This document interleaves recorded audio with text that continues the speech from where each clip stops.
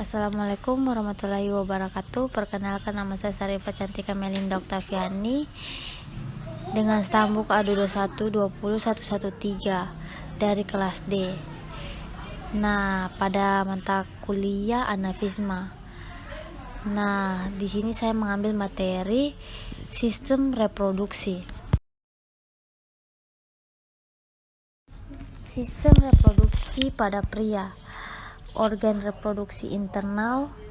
Organ reproduksi internal terdiri dari gonad yang menghasilkan sperma dan hormon reproduktif, dari kelenjar-kelenjar aksesoris yang menyekresikan produk-produk esensial untuk penggerakan sperma dan sekresi kelenjar. Organ reproduksi internal terdiri dari yang pertama tesis, yang kedua ductus atau saluran reproduksi, yang ketiga kelenjar aksesoris terdiri dari kelenjar aksesoris yang terdiri dari vasikula seminalis, kelenjar prostat, dan kelenjar bulbauretra atau Cowper. Nah, organ reproduksi eksternal. Organ reproduksi eksternal pria terdiri dari penis dan skrotum. Nah, selanjutnya itu spermatogenesis. Spermatogenesis adalah proses pembentukan sel spermatozoa atau tunggal spermatozoa yang terjadi di organ kelamin atau gonad jantan, yaitu tesis, tepatnya di tubulus semiviverus. Sel spermatozoa disingkat sperma yang bersifat haploid atau N, dibentuk di dalam tesis melewati sebuah proses kompleks. Terhadap pembentukan spermatozoa dibagi atas 3 tahap, yaitu spermatositogenesis, yang kedua tahapan meiosis, yang ketiga tahapan spermatogenesis.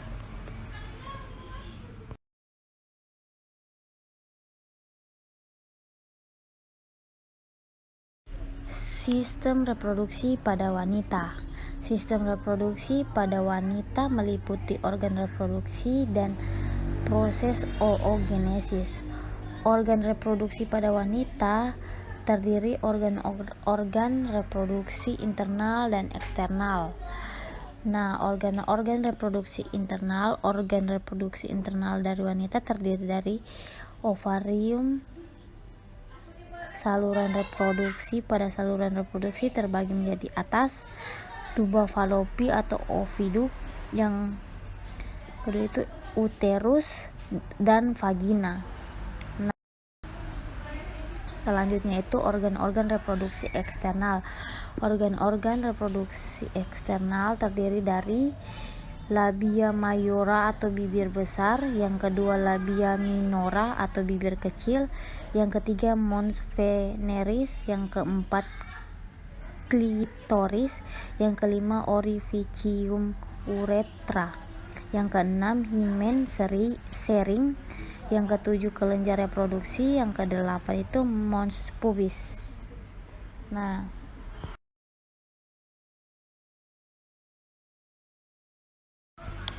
oogenesis adalah proses pembentukan sel telur atau ovum. Di dalam ovarium, oogenesis dimulai dengan pembentukan bakal sel-sel telur yang disebut oogonia, tunggal oogonium. Adapun proses oogenesis yaitu sebagai berikut. Yang pertama, sel-sel kelamin primordial, yang kedua folikel primordial, yang ketiga oosit primer inti atau nukleus, yang keempat pembelahan meiosis, yang kelima oosit sekunder.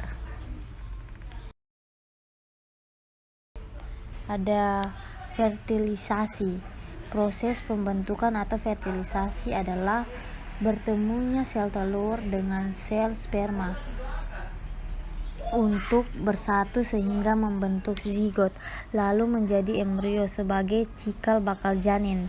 Fertilisasi disebut juga sebagai konsepsi, dan inilah awal mula terjadinya kelamin. Adapun proses pembuahan atau fertilisasi pada manusia, yang pertama ovulasi, yang kedua sel telur berpindah ke saluran tuba falopi, yang ketiga meningkatkan hormon, yang keempat